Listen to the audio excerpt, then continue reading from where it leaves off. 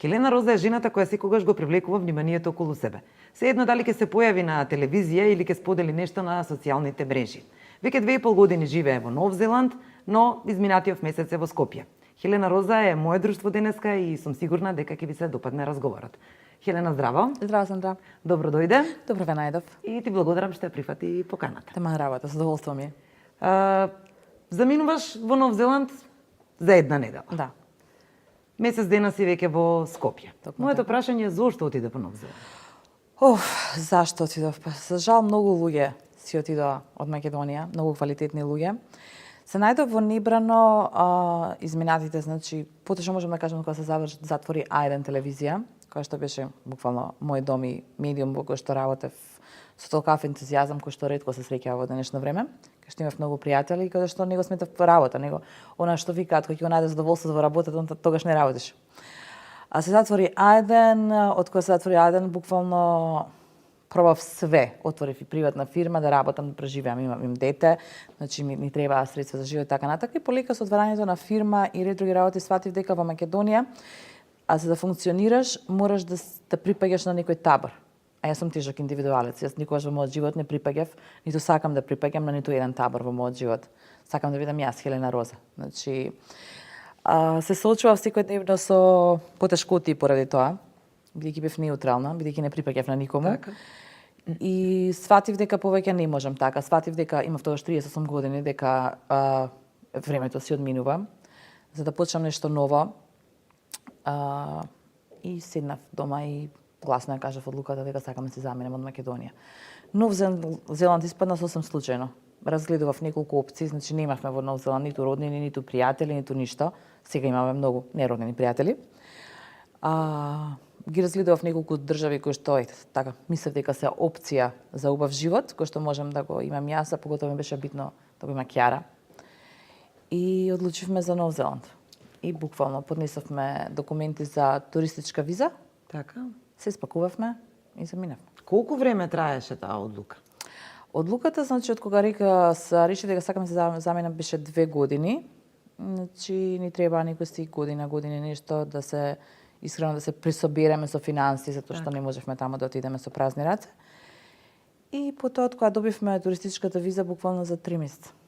Отиде таму не познавајќи никого? Не, значи познавав едни луѓе кои што ги запознав, искрено кажам, македонци кои што се на Facebook ги запознав, Александар и Рената, кои што стварно со големо срце не рекоа не е проблем, дојдете кај нас за почеток, додека не се снајдете да се сместите. И беше така, токму тие не пречекаа на аеродром, не сместија кај нив некој извесен период и благодарам за тоа. Токму така ми го изземе и прашањето кое што сакав да ти го поставам, значи откако слетавте со авионот и дојдовте таму каде што сте решиле да одите, како се адаптиравте? Колку време ти требаше тебе да се адаптираш? Колку време требаше на твојата ќерка да се адаптира на целата Значи Кјара, од кога промена? отидовме ние таму со Игор, дојде некој после некои 6 месеци, Така. после нас. Адаптацијата беше многу побрзо од она што очекував. Бидејќи можам да кажам дека тоа е еден паралелен универзум со Македонија. Значи 360 степени е поинакво од овде, од тоа што се вози од обратна страна, па до менталитетот, до сето тоа како функционира, но човек се навикнува на убавата многу побрзо. Така да ни требаше многу време да се навикнеме, значи за некои 2-3 месеци веќе знаевме точно кај сме, што сме, кои ни се опциите, што понатаму и кои се нашите планови. Што се случуваше таму? Најде работа Да, се со случува за тие првите година дена страшни работи се случува, значи да. Да, не беше многу тешко. Се баравме така наречена job offer која што ќе ни гарантира останување во Нов Зеланд, бидејќи бевме со туристичка виза. Најдовме една која што не беше идеална и која што не ни донесеше доволно финански средства, во тој период буквално работевме од све живо со Игор, од сендвичари до буквално еден период требаше да го чистиме салонот на Ауди. Значи чистев секој ден по 120 бироа. Па добро, не е лошо сепак салонот на Ауди. 120 бироа, не е мала работа. Значи, ама бевме решени по секоја цена да останеме и да го добиеме она што го имаме сега и да се исплатиш. Значи немавме проблем. И пред да отидеме таму, значи немавме проблем дека можеби ќе треба све да правиме за да останеме. Значи во ниеден момент ниту јас ниту Игор рековме како не, сега бироа ќе чистам. Не. Апсолутно ми беше небитно дали ќе чистам, дали ќе пеглам, дали ќе мијам подови. Едноставно многу е полесно кога имаш цел и кога знаеш нешто зашто го правиш. Ве фаќаше ли криза во бракот, да речеме, кога Не. го надминувавте сето тоа? Не. Многу фино функциониравме и сето тоа некако баш можам да кажам поише не сближи. Сега што работиш, сега имаш константно некоја Да, работа сега таму? веќе значи имам константна работа, сум стор менаџер во продавница која што се наоѓа на Queen Street, тоа е најбавата улица. Значи лево од мене е Louis Vuitton и Gucci, па потоа мојата продавница Sunglass Hut, тоа е дел од Luxottica брендот за луксузни наочари. Не е никоја, можам да кажам, работа од соништата за мене, затоа што јас сум многу подинамична особа, не сум толку статична и така натака, но е добро платена, е убава работа која што сепак работиш со убави клиенти и сега се окей. За понатак имам некои многу поголеми и поамбициозни планови, но сега во оваа состојба која што сум за мало детенце и така ми е сосема супер. А како Кјара се снајде во целата оваа приказна? Кјара се снајде супер, значи Кјара дојде после 6 месеци, тоа беше негде ноември 2016 година, 2015, пардон. И 2016 година се запиша во коледж таму. Интересно е таму што ние собравме дека еден куп документи, мислејќи дека ќе ни треба да докажеме до кај сме и што сме. Таму едноставно те прашуваат колку години имаш. И според годините запишуваат таму каде што се припаѓаш, бидејќи системот функционира на кредити. Треба да собераш 18 кредити за да имаш можност да се запишеш на факултет. Кјара, у принцип тие кредити се одбираат 4 години од high school. Кјара за само една година собра 280 кредити од можни 320 максимум. Доби стипендии, доби еден куп награди, Achievers Awards, Academic Awards, беа презадоволни од нејзиниот потенцијал. За жал доби многу стипендии, кои што бидејќи во моментот не сме се уште резиденс на Нов Зеланд, не можеше да ги искористи. Али доволна и беа сатисфакција. Се запиша на Auckland University за право и Maori Studies и оваа година се прави името некао gap year, година каде што може да скокнеш, да не учиш иако си запишан и моментално работи во истата фирма која што работам јас. Кјара има 18 или 19 години? 18, после ќе за месец дена ќе полни 19. Значи мајка си на 18 годишна девојка и на 3 месечно бебе. Во меѓувреме, значи остана бремена во Нов Зеланд. Како ја помина бременоста? Значи со оглед на тоа дека отиде таму сама. Ми спомна пред да започне емисијата дека твојата мајка била 3 месеци таму. Мајка ми беше 3 месеци таму, но пред веќе кога бев бремена, значи кога се породив бев сама. Не знам, системот е таму многу интересен, барем за мене многу подобар од тука. Можам да кажам дека жените во Македонија се премногу, баш ќе кажам, препичени и премногу захтевни. Значи во Нов Зеланд буквално ќе искочиш на улица и гледаш жена која што има, бидејќи во просек се по 3-4 деца во фамилија, значи се многу детни. И буквално гледаш во количка има едно дете као за близнаци, ама едното има 5 години во количка ставено, другото има 2 години. На кенгурче на грб носи дете од, не знам, 7-8 месеци, она е трудна.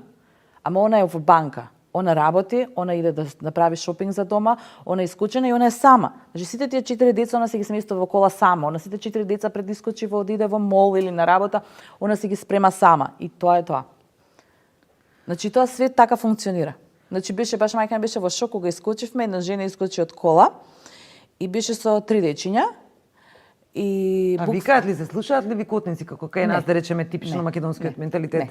Не. Нели на плажа кога ќе отидеме, па викаш по едното дете, па викаш по другото. Не, никој не вика баш. 4-5 деца викаат нека по нив или така, со све е тоа глатко. Не, баш е новозеландски да речем. Да, баш е глатко. Мајка ми беше у шок, бидејќи беше кога дојдам беше летно време, баш бевме на плажа и често имаше мајки кои што се по 3-4 деца сами на плажа, не.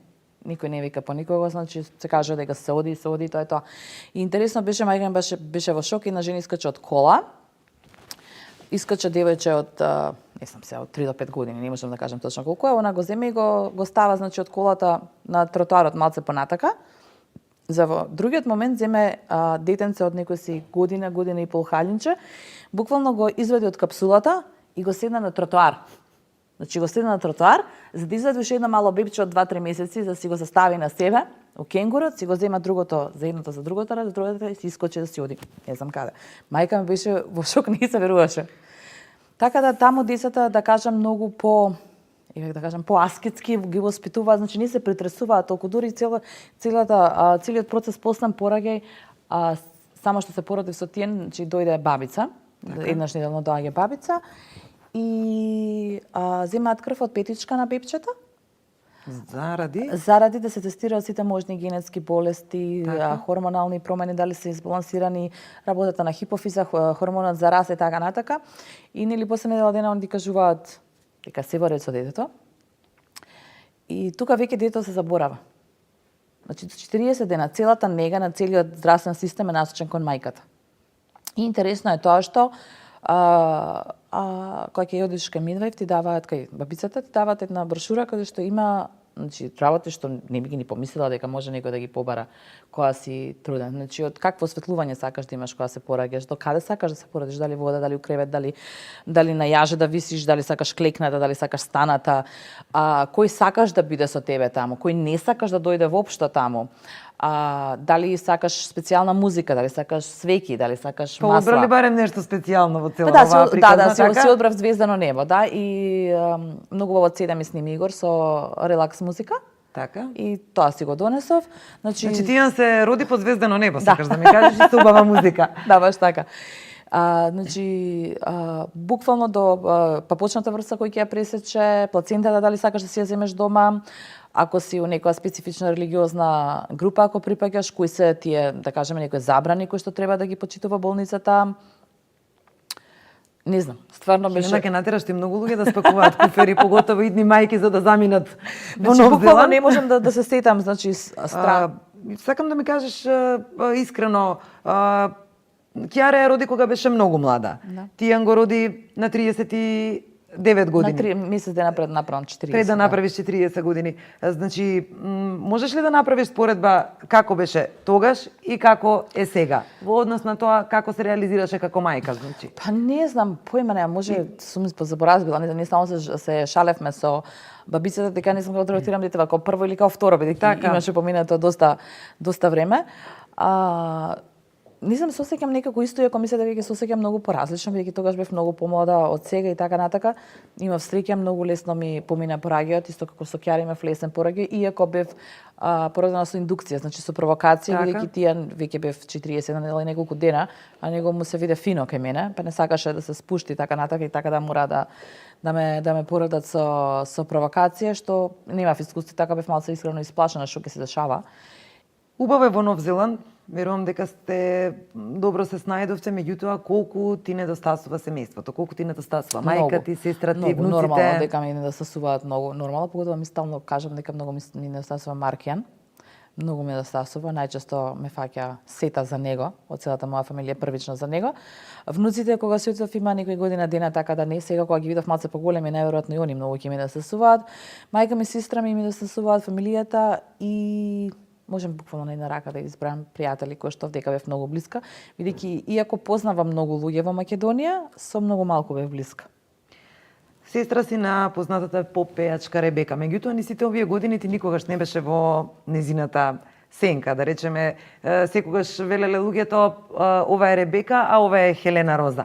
Колку сте блиски со Ребека? Колку си ги споделувате тајните? Колку една на друга сега си недостасувате? Иако и двете имате многу. Ние сме блиски, своји семејства. На некој специфичен начин, бидејќи никогаш не сме биле сестри другарки, без разлика, не сме 6 години разлика, има и други што се и поголеми разлики, но функционираат, бидејќи имаме тотално различен начин на размисла и тотално различен начин на живот. Значи многу сме различни. Блиски сме биле во моментите кога сме требале да си помогнеме. Иначе да си кажуваме тајни на тој начин не. Не сме биле до толку блиски. Кога требало помош, сега сме биле тука една за друга. Се почитуваме исклучително многу, но сме многу различни, за да можеме да функционираме на тој начин сестра, другарка.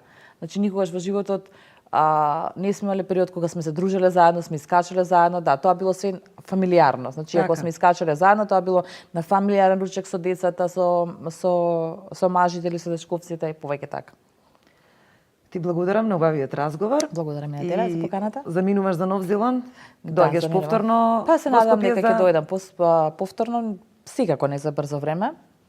Но ќе дојдам, сега, сигурно. Глупо е да те прашам дали мислиш да се враќаш за стално? Сега, за сега, не можам да кажам сигурно, затоа што не знам. Јас сепак се уште се надевам дека Македонија ќе биде подобро место за живење. Се надевам дека барем во овој живот ќе дочекам да кажам, ајде се вратиме дома, па ќе видиме. Ти благодарам уште еднашка. Благодарам и на тебе. Вам, драги мои, ви посакувам пријатен ден.